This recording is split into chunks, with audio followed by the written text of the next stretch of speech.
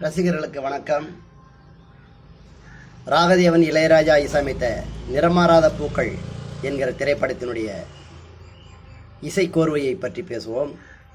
அந்த திரைப்படத்தினுடைய ஆரம்பத்திலிருந்து படம் நிறைவடைகின்ற வரையிலே ராகதேவன் இளையராஜா அவர்கள் முழுமை பெறாத நிறைவேறாத காதலின் சோகத்தையும் வலியையும்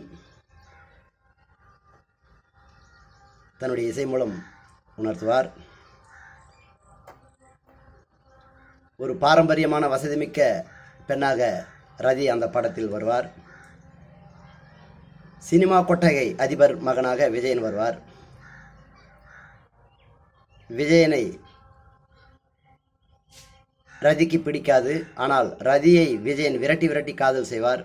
ஒரு கட்டத்தில் விஜயனுடைய தொல்லை தாங்க முடியாமல், அவருடைய அன்பு தாங்க முடியாமல், அன்பை உதாசீனப்படுத்தாமல் ரதி விஜயனுடைய காதலை ஏற்றுக்கொள்வார். இப்படியாக அவர்கள் காதல் ஆரம்பமாகும். மோதலில் ஆரம்பித்து காதலில் சேர்வார்கள்.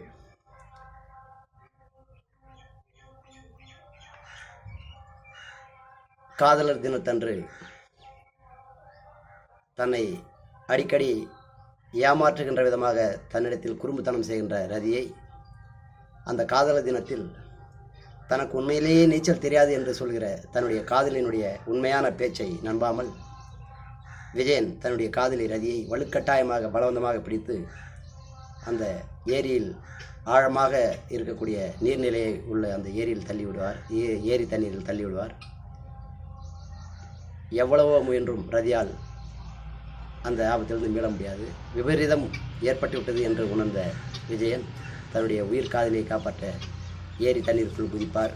அதற்குள் ரதி மூழ்கி இறந்து விடுவார். இதுதான் அந்த படத்தின் கதை. அந்த படத்திலே 3 பாடல்கள் தான் உண்டு. முதலாக காதல் டூயட் பாட வந்தேனே, இரு பறவைகள் மலை முழுவதும் எங்கோ எங்கோ பறந்தன, 1000 மலர்களே மலருங்கள். இதிலே என்றைக்கும் ரசிகர்களால் கொண்டாடப்படுகின்ற பாடல் 1000 மலர்களே மலருங்கள்.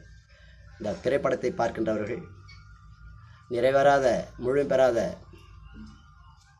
அந்த காதலின் வலியை, காதலின் ஆழத்தை உணர்த்துகின்ற ராகதேவன் இளையராஜாவுடைய இசையை நன்கு அறியலாம். நன்றி. மீண்டும் சந்திப்போம்.